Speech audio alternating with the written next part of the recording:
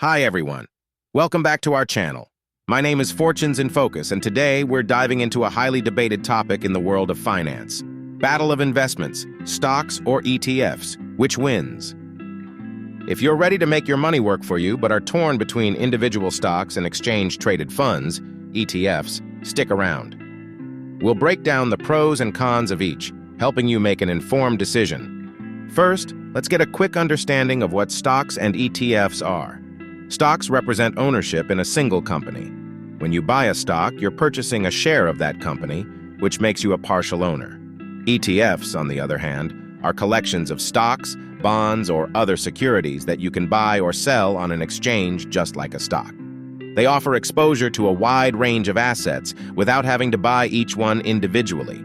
Let's start with the benefits of investing in individual stocks. Potential for high returns. Investing in the right individual stock can yield significant returns. Think of companies like Amazon or Apple, whose stocks have skyrocketed over the years. Ownership. Owning stocks gives you a sense of ownership and sometimes even voting rights in the company. Dividends.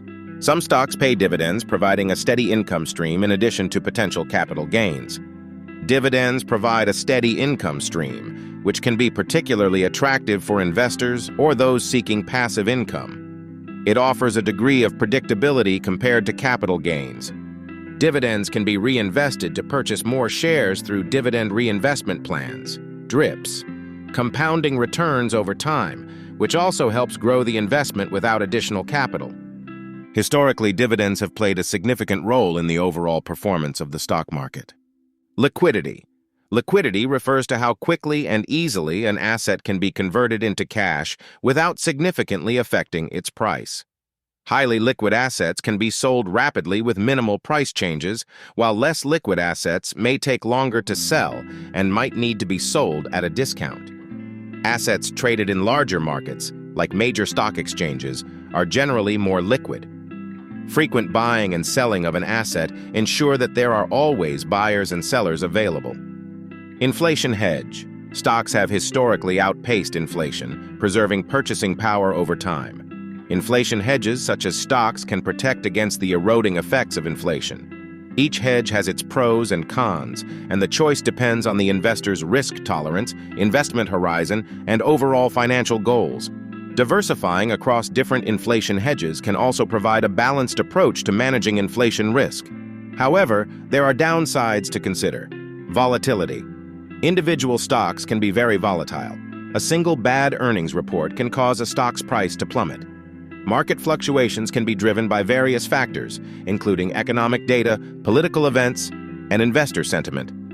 Research time. Picking the right stocks requires a lot of research and time. You need to stay updated with the company's performance and industry trends.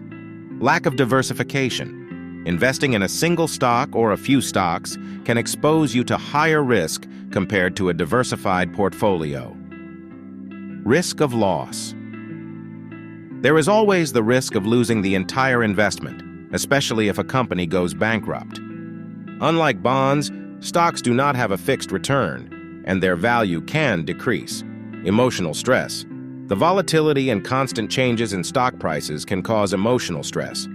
Investors may make poor decisions based on fear or greed. Lack of control. As a shareholder, you generally have little control over the company's decisions and performance. Management choices, strategic errors, or internal issues can negatively impact stock prices. Time-consuming. Effective stock investing often requires significant time and effort to research and monitor investments. Keeping up with financial reports, market trends, and economic news can be demanding. Information overload. The vast amount of information available can be overwhelming. Distinguishing between valuable insights and noise requires skill and experience. Fees and taxes. Buying and selling stocks often incur fees and commissions. Capital gains taxes apply to profits made from selling stocks, which can impact overall returns. Now let's talk about the benefits of ETFs. Diversification. ETFs provide instant diversification, as they contain a variety of assets. This reduces risk because you're not reliant on the performance of a single stock. Lower costs. ETFs generally have lower expense ratios compared to mutual funds. Plus, they often require less capital to get started. Flexibility. ETFs can be traded throughout the day like stocks, giving you the flexibility to react to market changes. Transparency. Most ETFs disclose their holdings daily, providing investors with clear insight into what they own. This transparency can help investors make informed decisions. Tax efficiency. ETFs are typically more tax efficient than mutual funds due to their unique creation and redemption process. Investors may experience fewer taxable events compared to actively managed funds. Investors can use various strategies with ETFs, including hedging and margin trading. ETFs can be used to gain exposure to specific sectors, commodities, or international markets. But ETFs aren't perfect either. There are downsides to consider. Management fees. Although lower than mutual funds, ETFs still come with management fees that can eat into your returns over time. Market risk. While diversified, ETFs are still exposed to market risks, and you can lose money if the overall market declines. Potential for lower returns. Since ETFs are diversified, they might not provide the same high returns as investing in a successful individual stock. Tracking error. Some ETFs may not perfectly track their underlying index, resulting in a tracking error. This can occur due to management fees, transaction costs, or other factors. Complexity. There are many types of ETFs with different structures. For example, leveraged inverse commodity ETFs, which can be complex and carry additional risks. Investors need to understand the specific ETF they are investing in. Operational risks. As with any investment vehicle, ETFs are subject to operational risks such as errors in portfolio management, issues with the fund's underlying assets, or problems with the issuing company's financial stability. Dividend payments. ETFs may not distribute dividends as frequently as individual stocks. Reinvestment of dividends might not be as straightforward compared to direct stock investments. Limited exposure. Some niche or sector-specific ETFs may have limited exposure and lower liquidity. This can result in wider bid-ask spreads, impacting the cost of buying and selling. So, which one wins?